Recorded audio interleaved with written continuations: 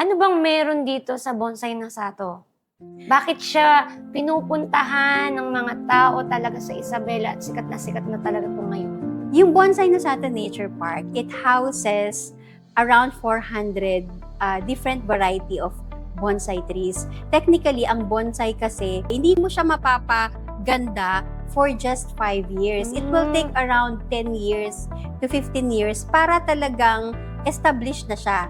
So, technically, ang bonsai, it's a work of patience, it's a work of love, it's a work of creativity and imagination. I think that's what makes yung mga bonsai trees special. At saka walang bonsai na magkapareho. Parang na-excite na akong pumunta dyan. Meron kaming big slide resort. So, may 4 swimming pools. And we also have an eat-all-you-can dinner sa gabi. Ang purpose talaga namin is not just to serve good food, but to have a full experience na masaya. Yung quality time ba ng isang family. Ang nakakatuwa, may policy sa park na no smoking, no vaping, and no alcoholic beverage. Ginawa namin yon so that yung mga family, especially the leaders, they will really have quality time with their kids. At hindi lang yon, because the nature park is situated on a 10-hectare lot. It's a 2-hectare park.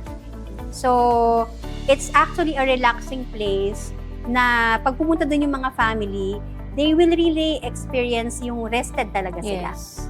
Oo. And actually, natutuwa ako dun sa story mo, no, with your husband. It reminds me na parang kailangan mo pala talagang isupport yung husband mo. And yun pala, preparation lang pala siya for another big opportunity para sa inyo. And then, nung nagsabi siya sa'yo na itayo na natin itong, i-open na natin yung farm nyo, parang andun lang na naging submissive ka lang, sige, tulungan kita. Which I see it na parang very, parang kaya naging successful yung business nyo. It's because nagkaroon kayo ng tandem and sinuportahan mo lang yung husband mo. At saka sobrang nakaka-bless din, Joyce, na i-acknowledge yung mga husband na sila yung leader talaga ng family. And they have wisdom and discernment.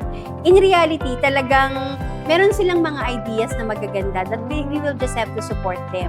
And we have to ask them, syempre, na how can I help you? Kasi minsan mahirap manghula kung ano gusto nila.